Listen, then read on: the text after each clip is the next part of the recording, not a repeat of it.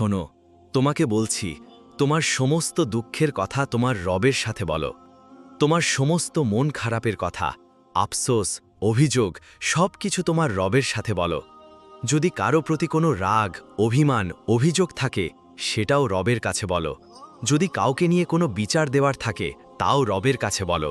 জীবন নিয়ে যদি কোনো অপূর্ণতা থেকে থাকে, সেটাও রবের কাছে বলো। এখানে তোমাকে ওয়েটিং লিস্টে রাখা হবে না। এখানে যোগাযোগের জন্য কোনো মাধ্যমের প্রয়োজন পড়বে না। এখানে কথোপকথনের জন্য কাউকে মাধ্যম হিসেবে ব্যবহার করার দরকার পড়ে না। কোনো পীর, মুরিদ, মাওলানা বা স্কলারের প্রয়োজন নেই। নিঃসন্দেহে তিনি সর্বশক্তিমান, সব ক্ষমতার ঊর্ধ্বে সর্বশ্রেষ্ঠ ক্ষমতাবান।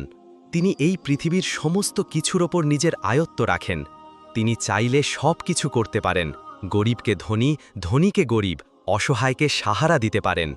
এখানে কোনো ভিআইপি টিকিট লাগে না। রবের সাথে যোগাযোগের জন্য কোনো পারমিশন লাগে না।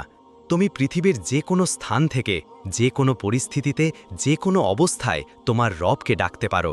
তোমার অন্তরের কথা বলো, তিনি শুনবেন। আর হ্যাঁ, রবকে যেন কখনোই এই দুনিয়ার মানুষের মতো ভেবো না, যিনি এক কান দিয়ে শুনে অন্য কান দিয়ে বের করে দেন। এমনটা রব কখনোই নন।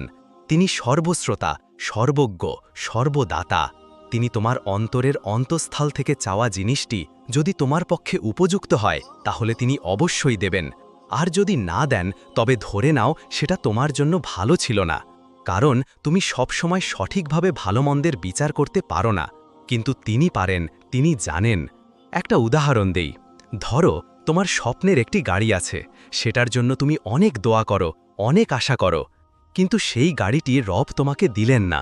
তুমি হয়তো ভাবলে রব আমাকে বঞ্চিত করলেন, কিন্তু কিছুদিন পরেই যদি সেই গাড়ি তোমার জন্য অ্যাক্সিডেন্ট বা স্থায়ী শারীরিক সমস্যা ডেকে আনত, তখন বুঝতে পারবে রব তোমাকে রক্ষা করেছেন। আমরা অনেক সময় বুঝি না, কিন্তু অনেক কিছু না পাওয়ার মধ্যেই অনেক বড় রহমত লুকিয়ে থাকে। কোনো চাকরি না পাওয়া মানেই তোমার জন্য ভালো কিছু অপেক্ষা করছে না, এমন নয়। হয়তো এর চেয়েও ভালো কিছু রব তোমার জন্য রেখেছেন। তাই যদি কোনো স্বপ্ন পূরণ না হয়, যদি কোনো ইচ্ছা অপূর্ণ থেকে যায়, তাহলে সেটা রবের পরিকল্পনার অংশ ধরে নাও। তিনি তোমার থেকেও বেশি তোমার ভালো চেনেন, জানেন। আর একটি কথা হৃদয়ে গেঁথে রাখো, তুমি তোমার রবের প্রতি যে ধারণা রাখবে, তিনি তোমাকে ঠিক সেই রূপে সাহায্য করবেন। তোমার সমস্যা থাকতে পারে, জীবনে দুঃখ কষ্ট থাকতে পারে, কিন্তু কখনো ভুলে যেও না, এই কষ্ট, এই দুঃখ চিরস্থায়ী নয়। সুতরাং সবসময় পজিটিভ ভাবার চেষ্টা করো।